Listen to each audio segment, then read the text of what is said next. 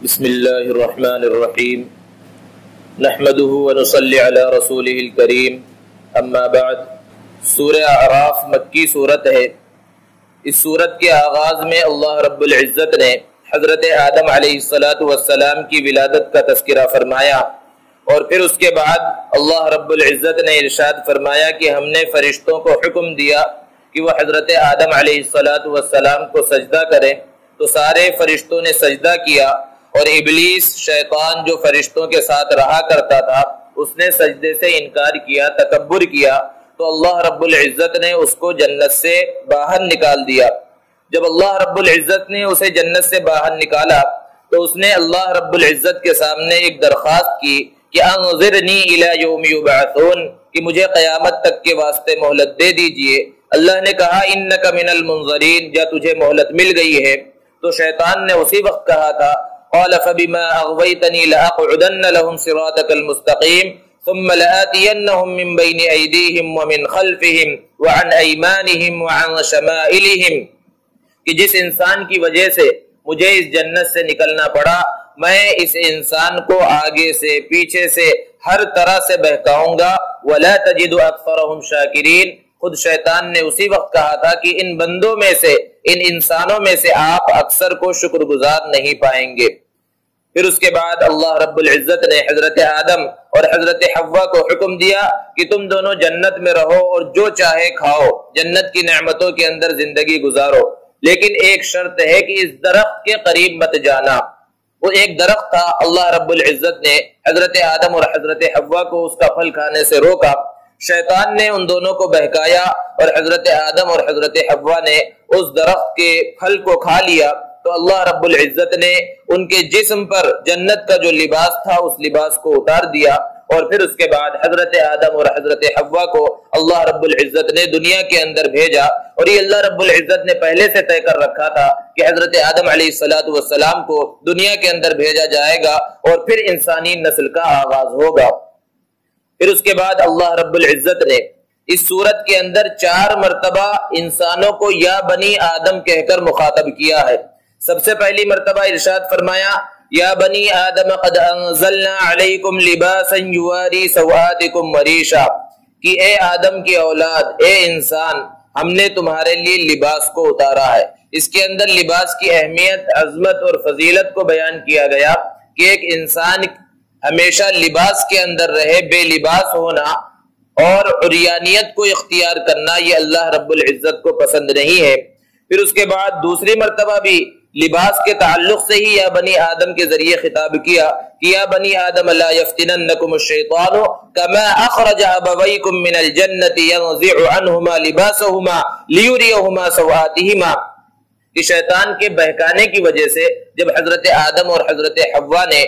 جنت کے اس درخت کے پھل کو کھا لیا تھا جس سے منع کیا گیا تھا، تو سب سے پہلی چیز جو ان سے لی گئی تھی وہ جنت کا لباس تھا۔ پھر اس کے بعد تیسری مرتبہ اللہ رب العزت نے فرمایا یا بنی آدم خذوا زینتکم عند کل مسجد، کہ اے آدم کی اولاد، اے انسان، جب تم مسجد کے اندر آؤ تو اچھا اور عمدہ قسم کا لباس پہن لو۔ یہ اللہ رب العزت کا حکم ہے، کیونکہ یہ اللہ کا پاک گھر ہے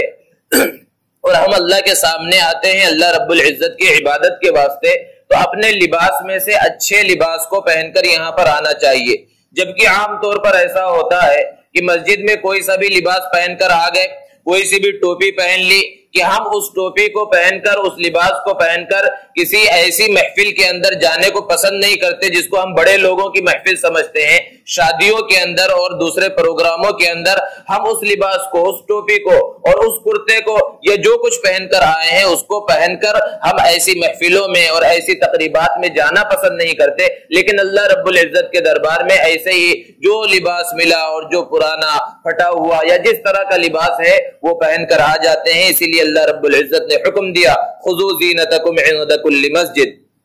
یہاں پر اللہ رب العزت نے مشرکین مکہ کی ایک برائی کا تذکرہ کیا کہ مشرکین مکہ جب کعبۃ اللہ کا طواف کرتے تھے زمانہ جاہلیت میں، تو وہ مرد اور عورتیں دونوں بے لباس ہو کر کعبۃ اللہ کا طواف کرتے تھے۔ اللہ رب العزت نے اس سے منع فرمایا، اور جب انہیں منع کیا گیا تو انہوں نے کہا وجدنا علیہا آباءنا، کہ ہم نے تو اپنے باپ دادا کو اسی طرح کرتا ہوا پایا ہے، واللہ امرنا بہا، اور اس کا حکم اللہ رب العزت نے دیا ہے۔ اللہ رب العزت فرما رہے ہیں ان اللہ لا یأمر بالفحشاء، کہ بے شک اللہ رب العزت بے حیائی کی بات کا اور بری بات کا حکم نہیں دیتا۔ تو شیطان اور شیطان کے چیلوں کا ہمیشہ سے ان کا یہ منشا رہا ہے، ان کی یہ سوچ رہی ہے کہ انسان کو بے لباس کر دیا جائے، عریانیت اور فحاشی کو زیادہ سے زیادہ پھیلایا جائے۔ اور آج مغربی تہذیب ویسٹرن کلچر کے اندر یہی ہو رہا ہے کہ انسان کو بے لباس کیا جائے، کس طرح بے حیائی پھیلائی جائے، شرم و حیا کا جنازہ نکالا جائے۔ مسلمانوں کو شرم و حیا اپنانے کی سخت سے سخت ضرورت ہے۔ اس کے بعد اللہ رب العزت نے ارشاد فرمایا کہ ان الذين كذبوا بآياتنا واستكبروا عنها لا تفتح لهم ابواب السماء،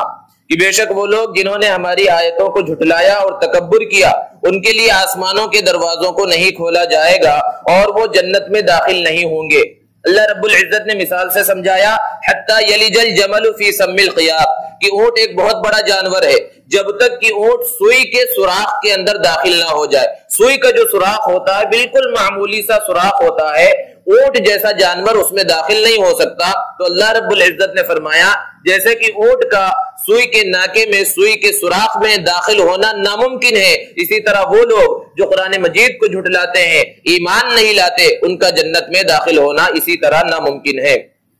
پھر اس کے بعد اللہ رب العزت نے جنتیوں کا اور جہنمیوں کا تذکرہ فرمایا کہ جب جنتی جنت میں چلے جائیں گے اور جہنمی جہنم میں چلے جائیں گے تو اللہ رب العزت ان دونوں کے درمیان آپس میں مکالمہ کروائیں گے، بات چیت کروائیں گے۔ اور بات چیت کا مقصد کیا ہوگا؟ تاکہ جنتیوں کو اور زیادہ خوشی حاصل ہو۔ خوشی کیوں ہوگی؟ کہ جب جہنمیوں سے بات کریں گے اور جہنم کو دیکھیں گے تو انہیں اس بات کی خوشی ہوگی کہ اللہ نے ہمیں اس خطرناک جگہ سے بچا لیا اور جنت جیسی عظیم جگہ کے اوپر ہمیں داخل کیا۔ اور مقصد یہ ہے کہ جہنمیوں کی سزا میں اور زیادہ اضافہ ہو جائے، ان کی تکلیف میں اور زیادہ اضافہ ہو جائے، کیونکہ وہ جب جنتیوں کو دیکھیں گے، جنت کی نعمتوں کو دیکھیں گے تو اور زیادہ وہ افسوس کریں گے کہ ہم نے دنیا کے اندر ایسی تیاری کیوں نہیں کی کہ ہم بھی اس عظیم نعمت کے اندر، عظیم جنت کے اندر داخل ہو جاتے۔ اللہ رب العزت نے ان کی بات چیت کو یہاں نقل کیا،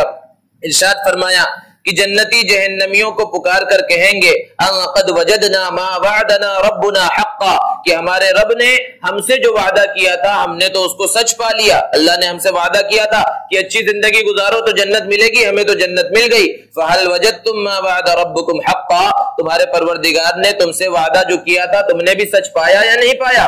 تم سے کیا وعدہ تھا؟ کافروں اور مشرکوں سے یہ وعدہ کیا گیا ہے کہ اگر اسی کفر کے ساتھ، اسی شرک کے ساتھ تم دنیا سے چلے گئے تو تمہیں جہنم میں ڈالا جائے گا۔ وہ لوگ کہیں گے نعم، ہاں ہم نے اس کو سچ پا لیا۔ پھر اس کے بعد آگے اللہ رب العزت نے بیان فرمایا کہ جہنمی جنتیوں کو پکاریں گے اور کہیں گے ان افیضوا علینا من الماء، ہمیں تھوڑا سا پانی دے دو جنت کا، او مما رزقکم اللہ، یا اللہ نے تمہیں جو نعمتیں دی ہیں اس میں سے تھوڑا سا دے دو۔ اللہ رب العزت فرمائیں گے ان اللہ حرمہما علی الکافرین، کافروں کے لیے جنت کا پانی اور جنت کی نعمت یہ سب کے سب حرام ہے۔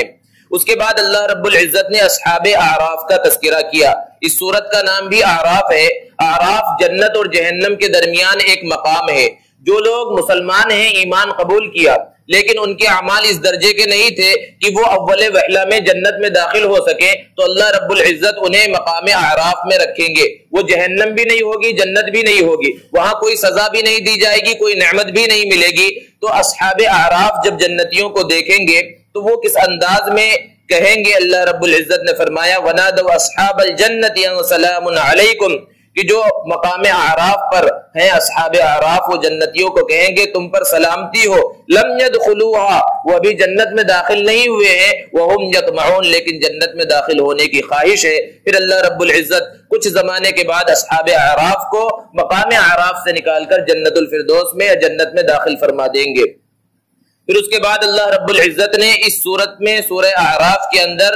6 انبیاء کرام اور ان کی قوموں کا تذکرہ فرمایا کہ ان قوموں کو ان کے نبیوں نے دین کی دعوت دی، ایک اللہ کی طرف بلایا، لیکن جب انہوں نے نبی کی بات کو نہ مانا تو اللہ رب العزت نے انہیں تباہ و برباد کر دیا۔ سب سے پہلے قوم عاد کا تذکرہ فرمایا، ان کی طرف حضرت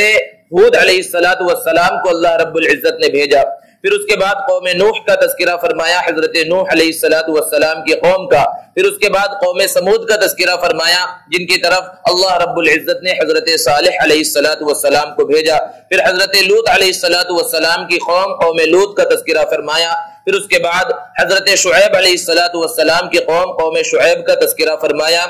اور پھر ان سب کی نافرمانیوں کا اور ان کی ہلاکت، تباہی اور بربادی کا تذکرہ فرمایا، اور آخر میں اللہ رب العزت نے حضرت موسیٰ علیہ السلام کی قوم کا بڑی تفصیل کے ساتھ تذکرہ فرمایا کہ حضرت موسیٰ علیہ السلام جب فرعون کے دربار میں پہنچے تو ارشاد فرمایا ارسل معی بنی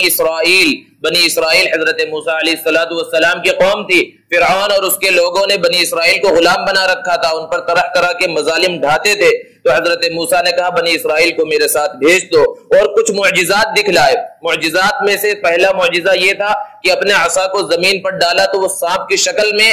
بن گیا،